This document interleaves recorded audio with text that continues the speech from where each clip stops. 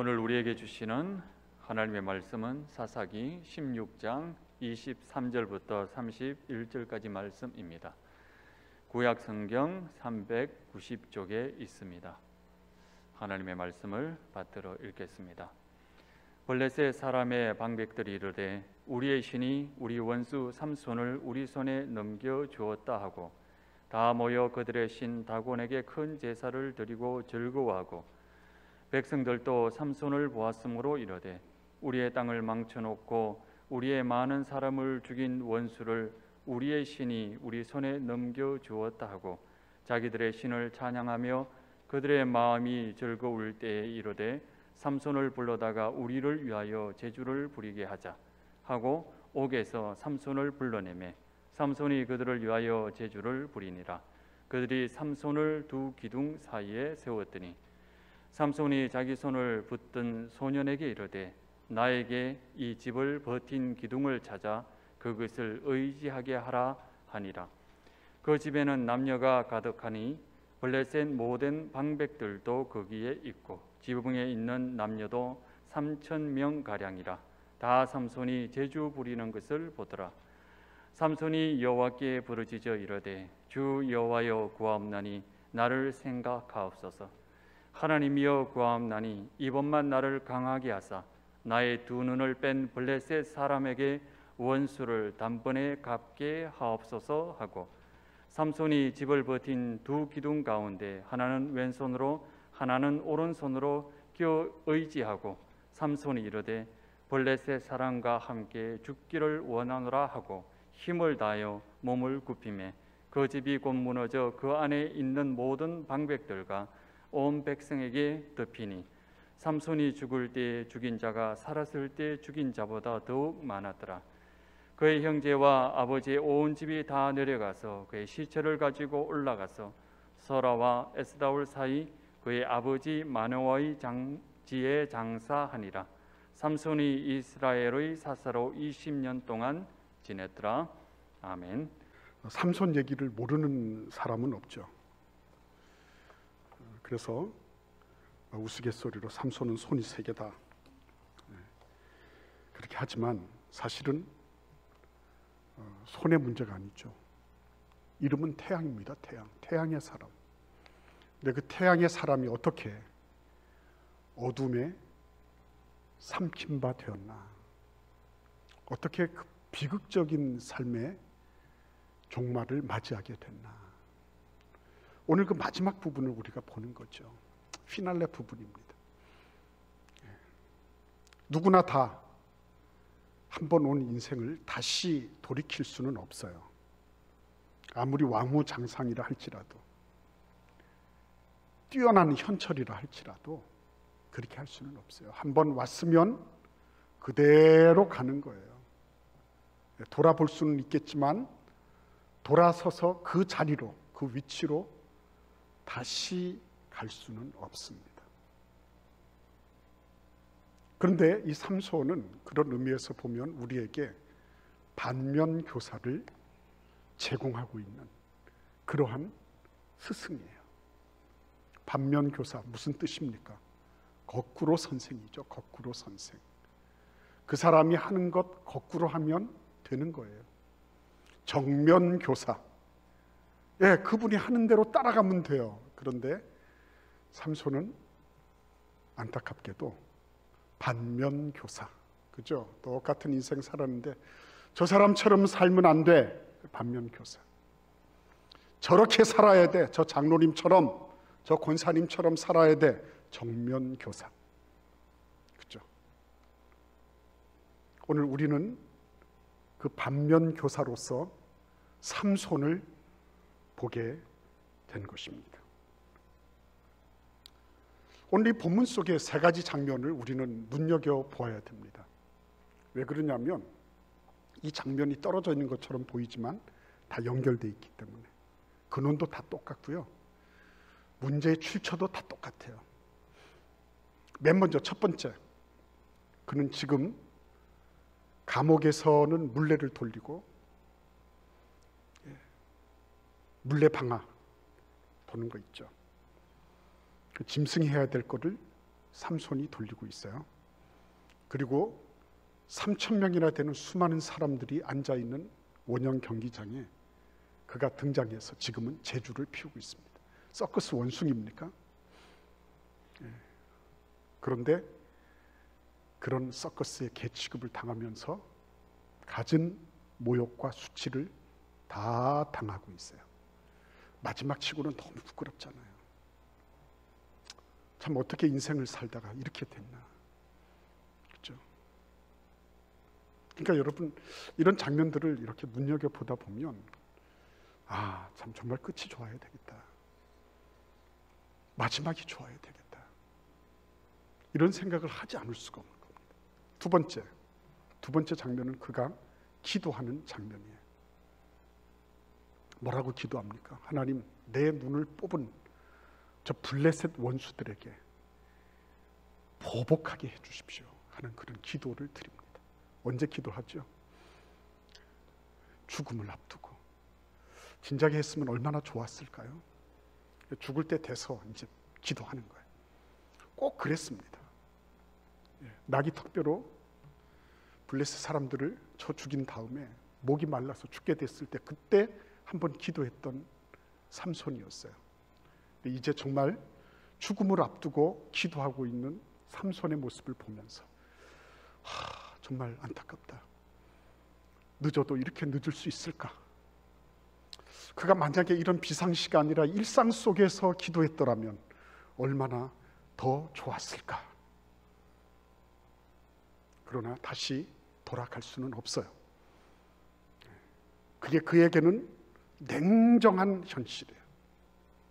세 번째 장면, 그가 드디어 양쪽의 기둥을, 내력벽이죠, 내력 기둥, 힘을 받치고 있는 기둥을 붙잡고 이거를 자라난 머리털과 더불어서 그 힘으로 이거를 무너뜨립니다. 그리고 자신도 그곳에서 장렬하게 죽어갑니다.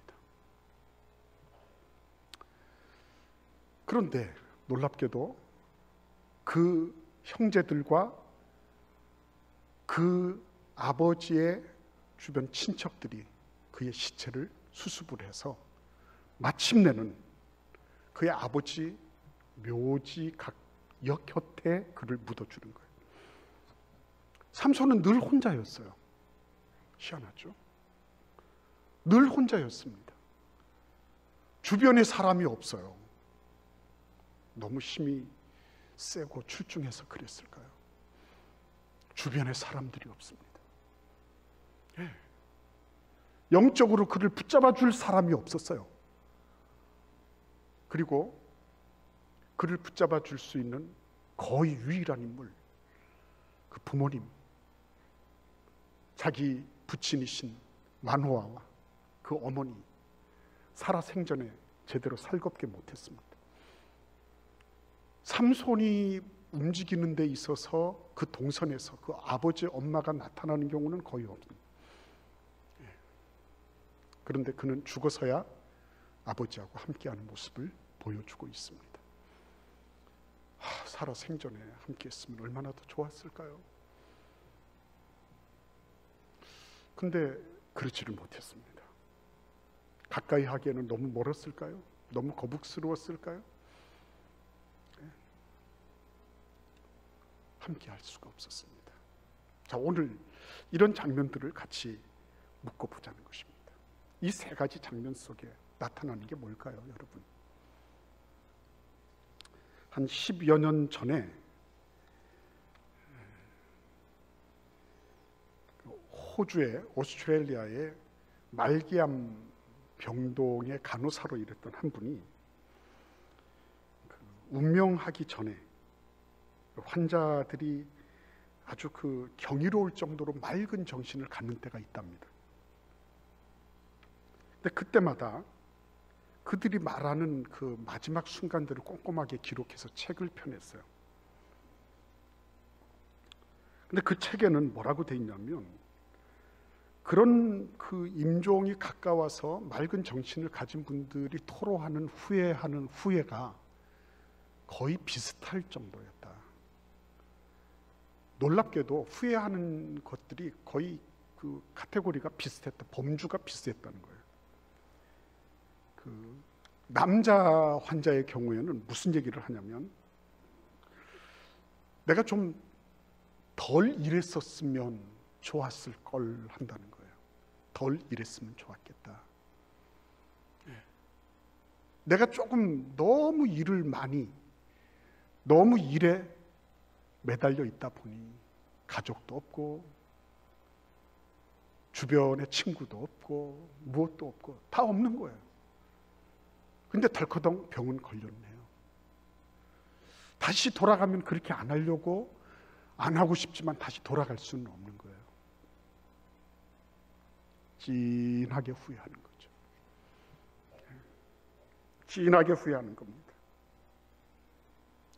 다른 사람들 눈치 보면서, 다른 사람들 기대에 맞추어서 그렇게 살아갈 것이 아니라 나답게 좀 살았으면 얼마나 좋았을까.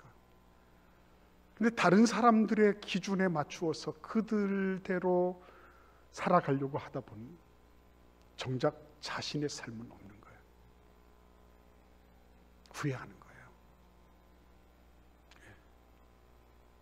근데 여러분, 이런 범죄에 속한 것들이 전부 언제 나타나는 거죠?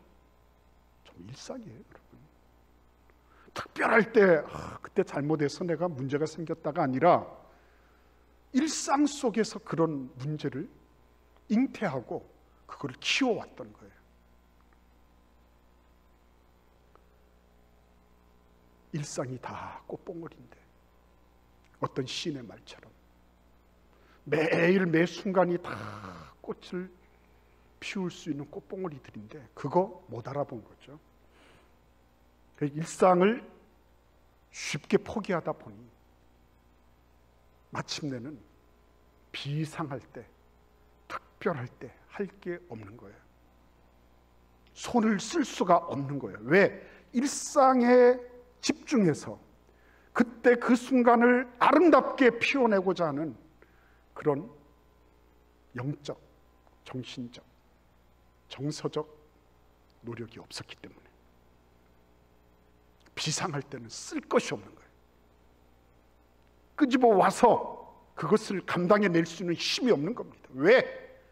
일상을 다 허비해 버렸으니까. 그 아름다운 순간순간들, 저도 우리 아이들 어떻게 자라는지 몰라요. 사진을 보니까 남는 게 사진이라고. 옛날에 이랬구나. 내가 얘를 이렇게 안고 덕수궁 앞에서 사진을 찍었네. 아이고 참. 그때 그랬네. 내가 얘가 안 크고 그냥 호주머니에 넣고 다녔으면 좋겠다고 그랬던 적이 있었지. 여러분, 그 일상의 순간순간이 얼마나 아름답고 귀한 순간이었는데 그런 거를 해프게 낭비해버린 거죠. 여러분, 그렇기 때문에 영성은 일상 속에서 피어나는 겁니다. 누가복음 2장에 보시면 2장 51절에 12살 되신 예수님께서 예루살렘에 올라가셨다가 그 부모님들이 예수님을 제대로 찾지 못했어요. 예수님은 그때 예루살렘 성전에서 랍비들과 더불어 질문하고 토론하고 이러시면서 시간을 보내고 계셨는데 찾지 못했습니다. 나중에서 사흘길을 가서야 예수가 없네 해가지고서 물어 왔을 때 예수님께서 내가 아버지 집에 있어야 될 줄은 몰랐습니까? 영적으로 뽀록 났잖아요. 부모님들이 영적 실력이 12살짜리 예수님한테 완전히 발각이 됐지 않았습니까? 그런데 누가복음 2장 51절에 뭐라고 말씀하시는 줄 압니까?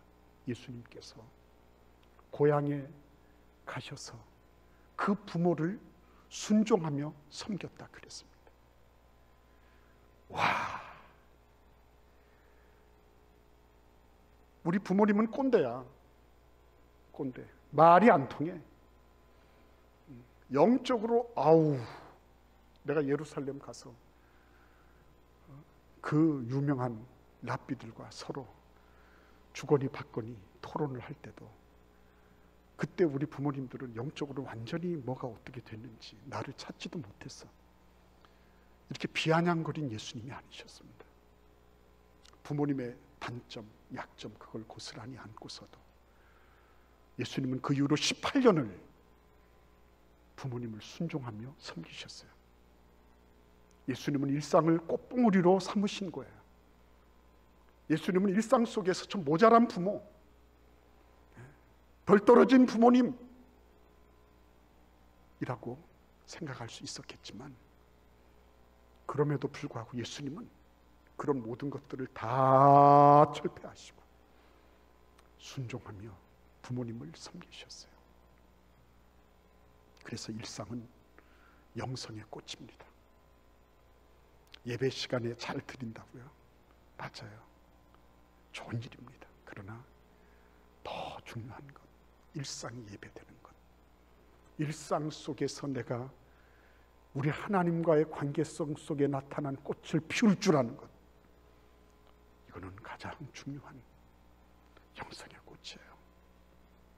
그래서 여러분 오늘 이 말씀을 가만히 들여다보면 도대체 왜 이 사람은 그러한 수치를 당할 수밖에 없었을까? 삼손에게 있어서 정말 중요했던 것은 무엇이었을까요? 저기 좀 봐주시죠.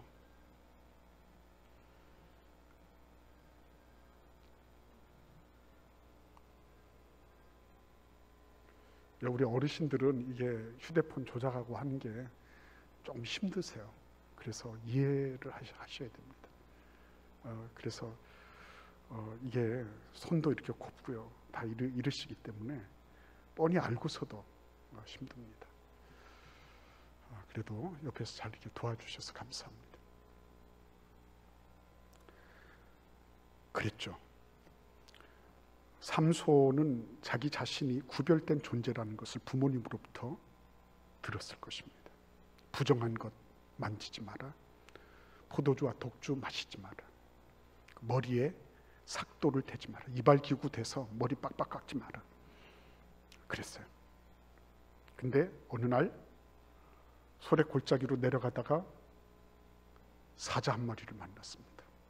잡았죠. 때려 눕혔습니다. 어쩌면 아가리를 찢어가지고 죽였는지 몰라요. 근데 갔다가 오는 길에 보니까 그곳에 꿀벌들이 꿀을 이렇게 막 해놓은 거예요. 그래서 그 사자 시체를 이렇게 벌려서 그 꿀을 먹었습니다. 그죠? 여러분 얼마나 대단한 존재입니까? 이미 그는 한번 반칙을 했어요. 죽은 시체를 만졌으니까. 그런데도 불구하고 아무런 일도 일어나지 않았어요. 그때 어떤 제지가 들어가고 그때 어떤 경고 사인이 있었으면 얼마나 좋았을까요? 근데 하나님은 가만히 보니까 달란트를 주셨을 때도 마찬가지고요. 하나님은 주셨으면 그가 운영할 수 있도록 위임을 해 놓으시더라고요. 5달란트, 2달란트 받은 사람이 무슨 사업을 해라 뭘 해라 말씀하지 않으세요. 딱 맡겼으면 그들이 마음껏 할 수 있도록 재량권을 주시더라고요. 삼손에게도 마찬가지였습니다. 재량권을 주셨죠. 그리고 그가 제대로 그 재량권을 발휘할 수 있기를 기대하신 거죠. 우리에게도 24시간 365일이 재량권으로 주어져 있고 우리는 마지막 칼렌더를 마주하고 있어요. 그거 할 수 있도록, 그리고 그것이 제대로 발휘될 수 있도록 하나님은 기다리고 계셨죠. 그런데 범죄했습니다. 구별된 삶을 살지 못했습니다. 그런데도 불구하고 원수들을 무찌르고 블레셋 사람들을 혼내키고 하는데 아무 문제가 없었어요. 착각했죠. 자기가 이렇게 범죄해도 자신의 삶을 통제할 수 있다고 생각하는 착각을 그때부터 한 거죠. 마태복음 25장 21절에서 지극히 작은 것에 충성된 자는 지극히 큰 것에도 충성된다. 지극히 적은 것에 불의한 자는 지극히 큰 것에도 불의하다. 불충하다. 그는 영적으로도 마찬가지지만요, 죄악도 마찬가지. 죄악도 점점 성장하는 것입니다. 이 악한 죄악들이요, 구별된 삶을 살지 않아도 괜찮네요. 그래서 어떻게 됐죠? 이방 여인들을 품에 안기 시작했습니다. 대담해졌죠. 품에 안았는데도 아무 문제가 없어요.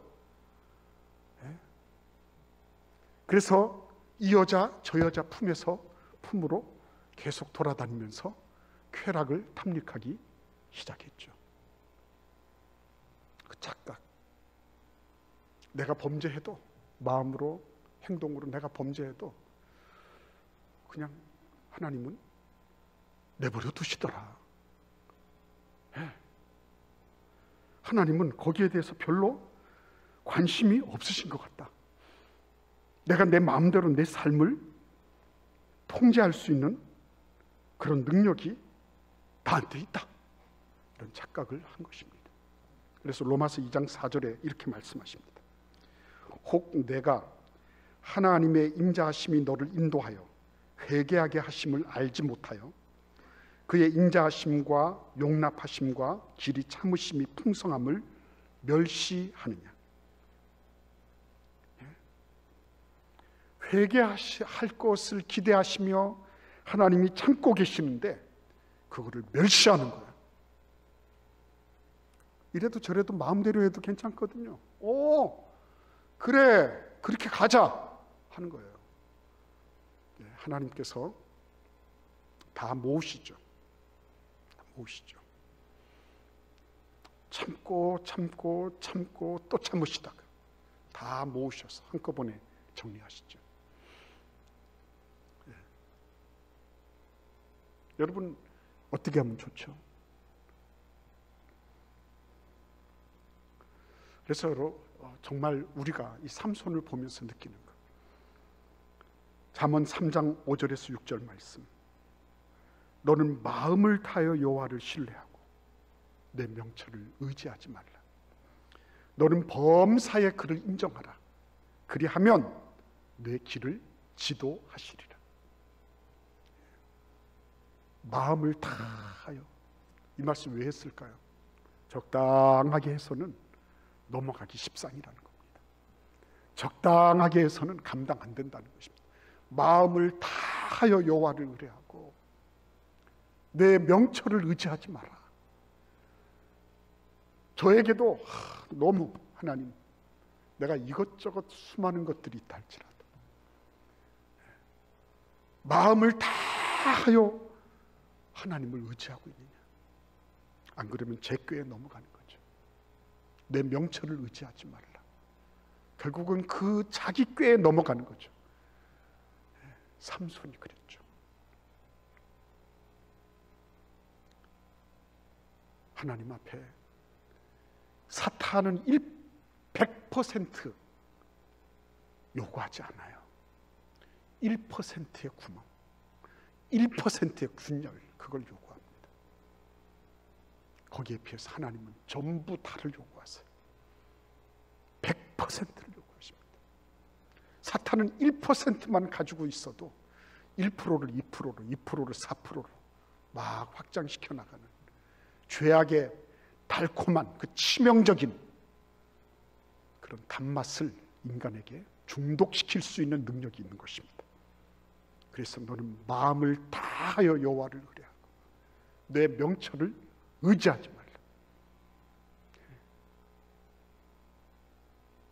삼손에게 주신 이 엄청난 재능과 달란트와 힘과 능력들, 이것이 하나님께만 집중되었더라면 어떻게 됐으면 했을까 하는 거예요.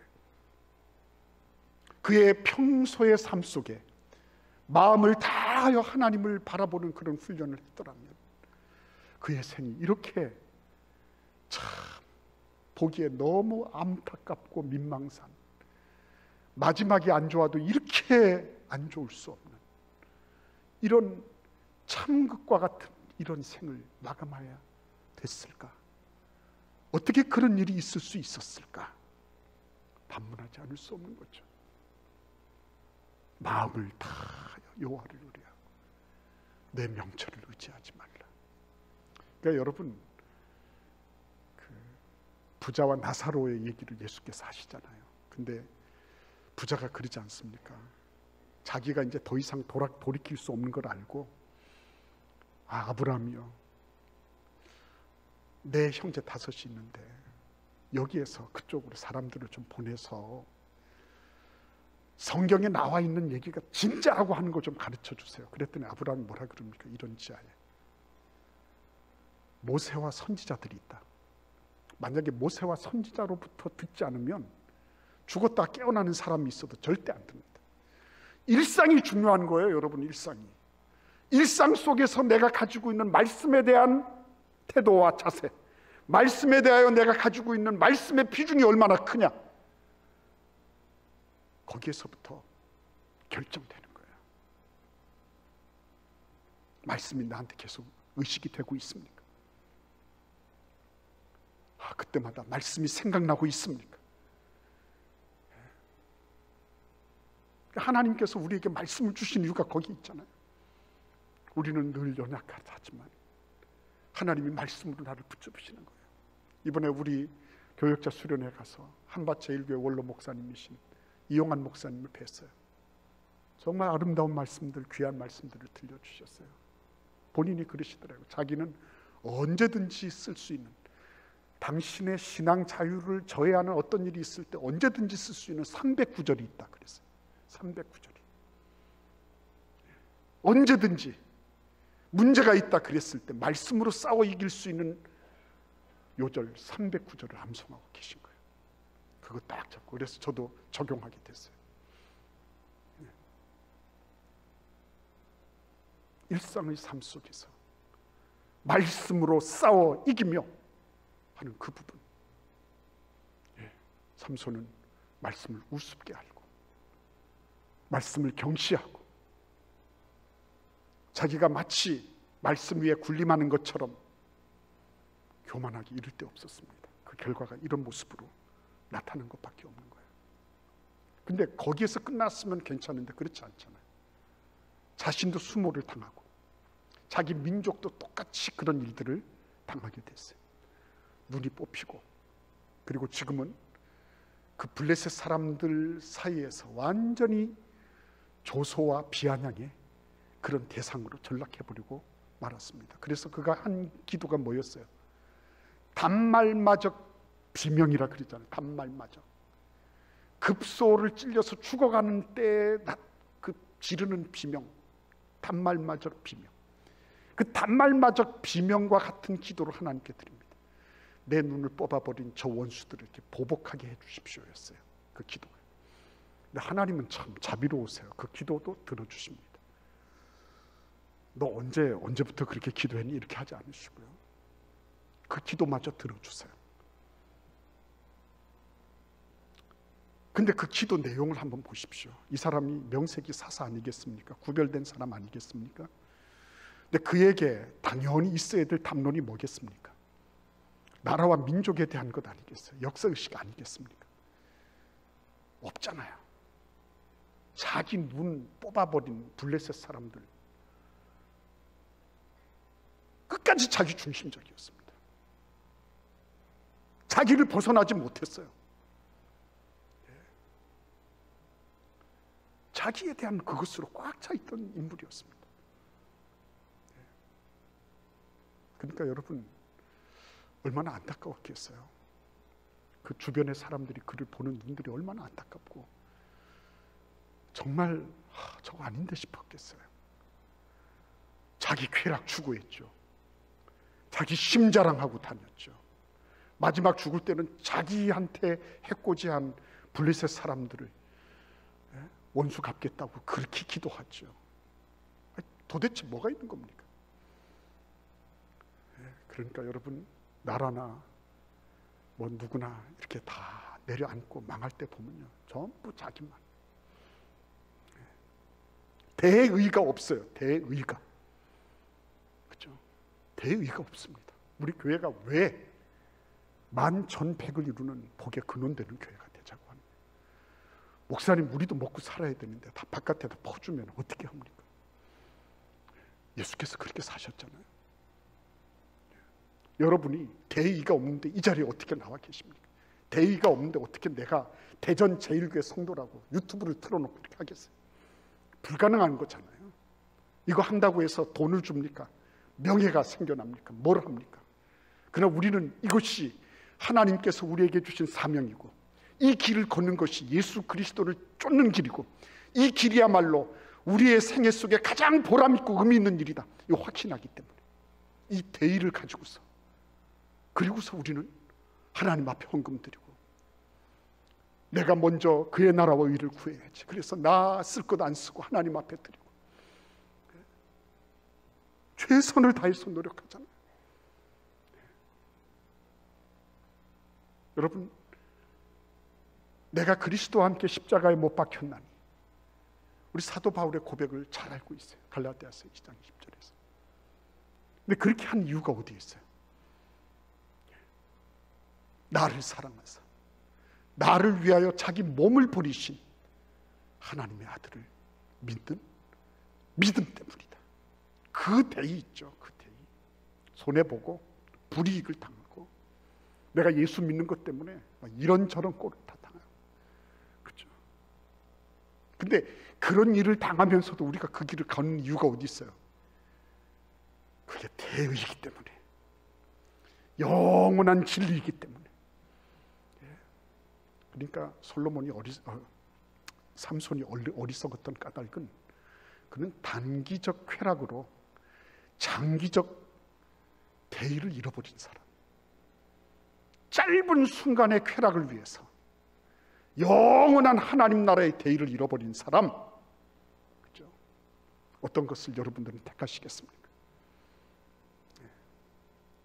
우리 교회가 존재함으로, 우리 교회를 통하여 누군가가 그리스도 예수에 대해서, 누군가가 그분의 길을 걷는 것에 대해서 확신과 믿음을 가지고 이 길을 걷는 것이 아버지의 뜻이다 라고 하는 그런 믿음을 지닐 수 있다면, 그것이야말로 교회가 존재해야 될 그런 근본 목적이 아니겠습니까?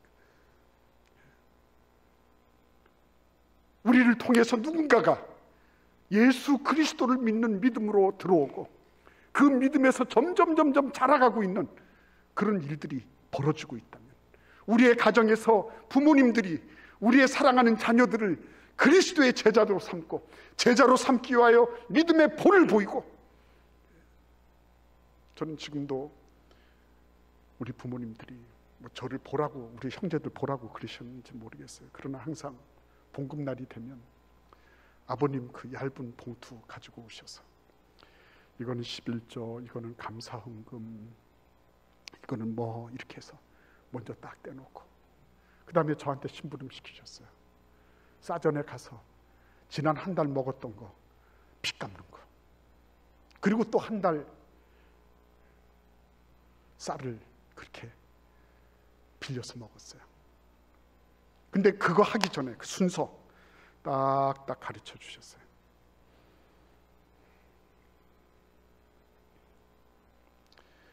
여러분, 하나님 앞에 우리가 감당해야 될 일들, 이 거룩한 대의,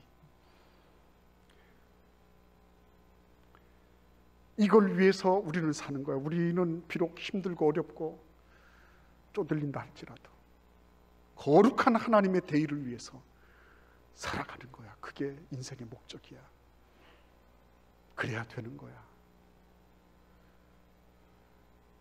여러분, 그래서 마침내 이 삼손은 죽어서야 아버지 곁에 묻히게 됩니다. 아버지가 얼마나 많이 말씀을 하셨을까요? 그죠? 근데 듣지 않았어요. 안타깝죠? 듣지 않았습니다. 왜 안 들었을까요? 안 들릴 때는 이유가 있죠. 교만하니까. 귀가 높은 데 있으면 안 들립니다. 교만하면 안 들립니다. 아무리 무슨 소리를 해도요, 다 보면 이 사람은 이래서 문제, 저 사람은 저래서 문제, 다 문제고요. 내가 배울 만한 사람이 없어요. 내가 들어볼 만한 사람이 없네요. 보니까 치명적인 병이죠. 삼손에게 있어서 치명적인 병은 그런 거였습니다. 함께할 사람이 없었다. 그를 영적으로 이끌어 줄 사람, 옆에서 주지육림을 이루는 여자들은 바글바글 했겠지만 그러나 그를 영적으로 이끌어 주는 사람이 단 한 명도 없었다. 치명적이죠. 여러분들은 누구하고 함께하고 계십니까? 여러분들 곁에서 누가 여러분들의 삶에 영적으로 이끌어주고 함께 서로 주거니 받거니 교훈을 서로 나누고 이렇게 하고 있습니까? 여러분의 자녀들은 누가 그 길을 인도하고 있습니까? 아웃소싱 했다고요, 바깥으로. 그 교회에서 다 책임진다고요. 부모님들은 그러면 뭐 합니까? 부모님들은 무슨 역할을 할까요? 저는 만화의 책임도 적지 않다고 보는 겁니다. 멱살이라도 잡고 블레셋 기생의 품에서 와가지고 술 냄새 풀풀 풍기는 그놈을 뺨이라도 쳐서 그래서 정신 차리게 하지 못하고 결국은 이렇게 비참하게 죽어가도록 만든 부모의 그 책임, 그거 절대로 간과할 수는 없는 것입니다. 하나님 앞에 우리가 지금 현재를 위해서 사느냐, 아니면 영원한 하나님의 나라, 영원한 그 길을 따라서 사느냐, 누구하고 함께 하느냐가 중요한 것입니다. 우리의 삶 속에 가만히 보니까 그래, 어떤 사람이 그런 말 얘기했죠. 내가 태어날 때는 너는 울고 주변의 모든 사람들이 기뻐했단다. 얘야, 근데 내가 이 세상을 떠날 때는 너는 기뻐하고 내 주변에 있는 사람들은 다 즐거워할 수 있기를 바란다. 슬퍼할 수 있기를 바란다. 너는 즐거워하고 기뻐하고 주변에 있는 사람들이 너의 부재를 눈물을 흘리며 슬퍼하는 그런 멋진 삶 좀 살아갔으면 좋겠다. 여러분, 오늘 우리의 삶 속에서 후회 없는 삶, 후회 없는 삶, 그거 그렇잖아요. 우리가 말씀 묵상 책 한번 잡고 하나님 앞에 그거 비록 긴 시간이 아니더라도 그거 한번 붙잡고 내가 한번 읽어보고, 하나님, 주님은 이곳에서 어떻게 나타나신 분입니까? 나는 지금 이 말씀을 통하여 무슨 교훈을 얻어야 되겠습니까?